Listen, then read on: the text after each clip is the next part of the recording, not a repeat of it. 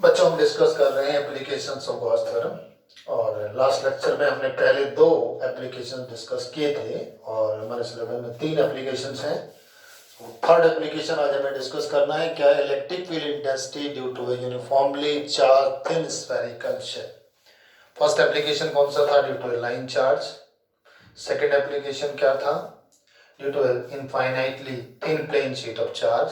And finally third application is due to thin spherical shell और uniformly charge, इसकी वजह से हमें निकालना है। देखिए, there are 3 cases. First case first, outside the shell or at an external point, सबसे पहले एक्सटर्नल पॉइंट पे निकालते हैं। देखिए ये क्या है? Suppose this is a thin spherical charge shell of radius r and it is uniformly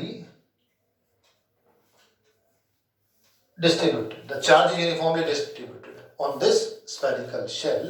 Suppose Q is the charge uniformly distributed. There is a point P, external point P outside the shell. ये है point P outside the shell जहाँ पे हमें electric field find करना है। ठीक है, और किसको यूज करना है? By Gauss theorem. कितने स्टेप्स हमने बताए थे? 3 स्टेप। पहला स्टेप क्या था? To imagine question surface. दूसरा step to find total electric flux. Final step, third step to apply Gauss theorem. पहला स्टेप लेते हैं। ऐसी कोई इमेजिन कीजिए सरफेस जो सिमेट्रिकल स्ट्रक्चर की हो और किसी भी स्फीयर को सिमेट्रिकली एनक्लोज कर सके। आई थिंक इसमें सिलेंडर नहीं होगा, बल्कि इसमें क्या लेना पड़ेगा? हमें एक स्फेरिकल शेल लेनी पड़ेगी, ये एक स्फीयर फॉर्म में लेना पड़ेगा। And this surface is Gaussian spherical surface. We have to imagine it. ये इमेजिन करनी पड़ेगी। क्यों इमेजिन की हमने? इसके पीछे क्या स्टोरी है? This surface symmetrically enclose the shell and suppose its radius is small r. So what is point P at which electric field is required? यहाँ पे required होता है। तो सबसे पहला स्टेप हो गया, imagine a Gaussian spherical surface of radius small r and having this shell, uniformly charged shell at its center. पहला स्टेप हो गया। Come to the second step, total electric flux. Total electric flux through the surface. This surface, Gaussian surface. अब देखिए क्या करेंगे, वही simple तरीका। एक स्मॉल एलिमेंट कंसीडर करेंगे। What will be the direction of the small element? That is outwards. If this charge is positive, what will be the direction of electric field? Obviously it will be outwards. So both are in the same direction. What about theta? 0. Theta 0 हो गया। इसमें क्या निकालना है? हमें flux निकालना है। क्या फॉर्मूला बताया था फ्लक्स का? phi is equal to integral E dot ds. Surface integral है और ये बनेंगे E ds cos 0. And what about this? This is E ds, or I can write this is E and integral of ds. What is integral ds? ds is the small element on the surface. What is integral ds? Integral ds is the total surface area. That is equal to E into 4 pi r square. It is equation number first. तो देखिए हमने क्या find कर लिया? हमने flux find कर लिया है। वही मेथड, सिंपल मेथड हमने लगाया, इंटीग्रेशन वाला, ई डॉट ds वाला। तो 2 स्टेप हमारे पूरे हो गए। कौन कौन से 2 स्टेप? पहला step to imagine Gaussian surface and second step to calculate और to find the electric flux. इसका इलेक्ट्रिक फ्लक्स आपने निकाला। Third and final step is bye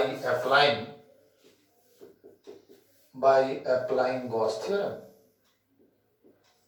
Gauss theorem क्या कहती है? गॉस थ्योरम ये कहती है कि जो इलेक्ट्रिक फ्लक्स है, it should be charge upon epsilon nought. If the charge q is spread over this and in spherical shell, और इसकी वैल्यू यहाँ रख देते हैं E into 4 pi r square is equal to q upon epsilon naught, और E is equal to 1 upon 4 pi epsilon naught q by r square. This is the derivation, and if you will write in the vector form, in vector form, हम जानते हैं vector form में लिखना। E के ऊपर vector लगाएंगे 1 upon 4 pi epsilon naught q upon r square।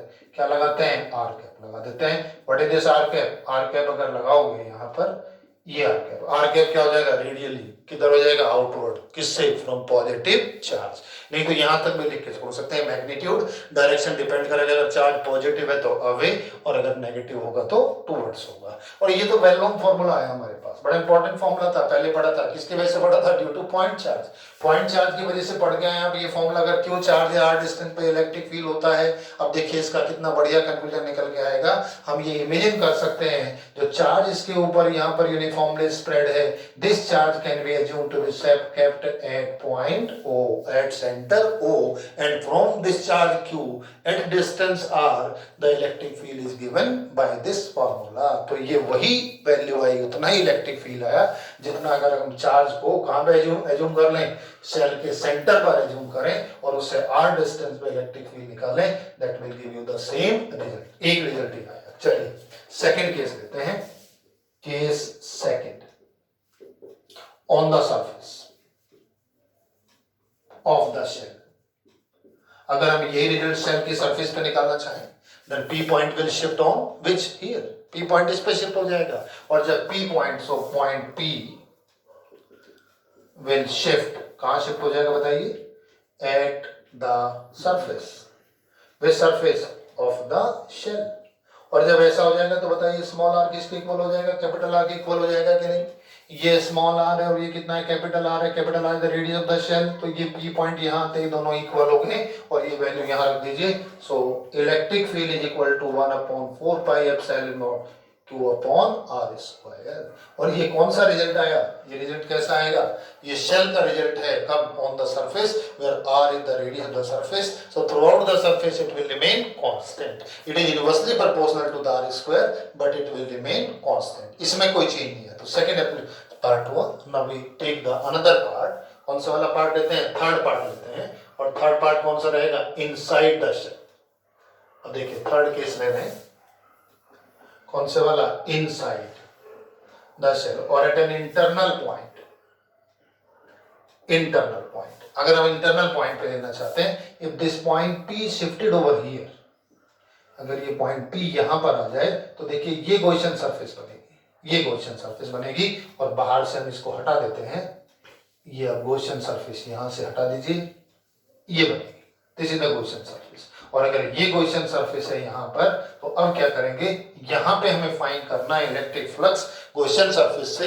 तो देखिए कितना हो जाएगा, total electric flux through the Gaussian surface phi is equal to कितना होना चाहिए, E dot ds, E dot ds, और E डॉट ds कितना आ जाएगा, that is E dot ds। अगर हम इसमें कैलकुलेट करें, फाइंड करें यहाँ कितना इलेक्ट्रिक फील्ड होगा, देखिए इलेक्ट्रिक फील्ड जो होगा वो किस चार्ज की वजह से, बाहर वाले शेल की वजह से है, और सीधा इसमें हम क्या कर सकते हैं, अप्लाई कर सकते हैं थ्योरम, और क्या अप्लाई करेंगे, E डॉट ds किसके इक्वल होना चाहिए, और यहां से E डॉट ds अगर सेम डायरेक्शन होगी तो कितनी वैल्यू हो जाएगी, E इंटू ds हो जाएगी, और ये E इंटू ds किसके इक्वल होना चाहिए, Q upon epsilon naught is equal to 0. Why 0? Because there is no charge enclosed by the surface. This charge lies outside the shell. पहले केस में Gauss theorem की कंडीशन क्या है, charge must be enclosed by the surface, and since this is the Gaussian surface and charge lies on the surface of the shell which lies outside the surface, so what about the charge inside this surface, that will become 0, और कोई भी surface का area 0 नहीं होगा, और it means क्या होना चाहिए, it indicates that electric field must be 0। तो अंदर इलेक्ट्रिक फील्ड कितना होगा, 0 होगा, किसके अंदर 0 होगा, outside the shell. Now we have 3 different results, कौन कौन से 3 रिजल्ट आए, पहला फर्स्ट आया E आउटसाइड, E आउटसाइड, कितना रिजल्ट आया E आउटसाइड, ये आया 1/4 pi epsilon nought Q by R square. What about second result, on the surface, that is 1/4 pi epsilon naught Q by R square, and inside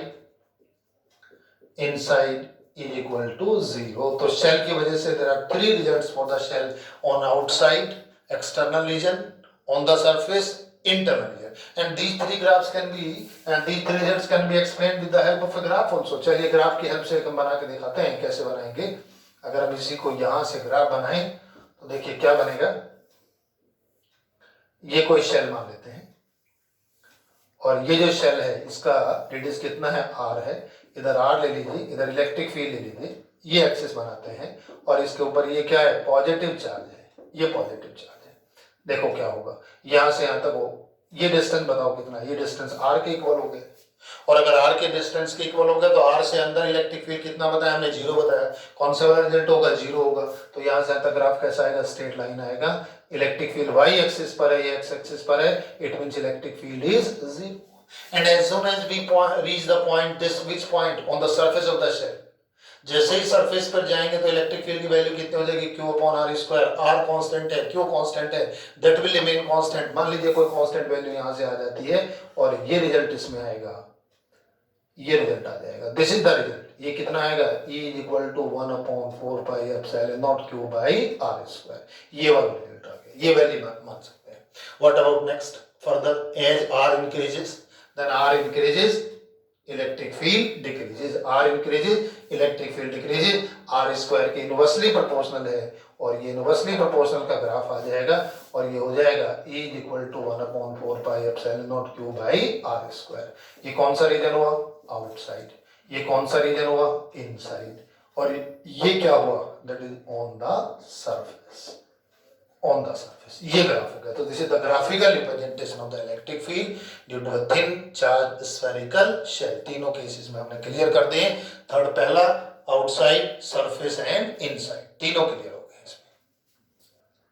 अब देखिए बच्चों, result हमारे पास आ गया। तो हमने कितने एप्लीकेशन डिस्कस किए, 3 किए। पहला लाइन चार्ज, दूसरा थिन शीट, तीसरे वाला थिन स्फेरिकल शेल।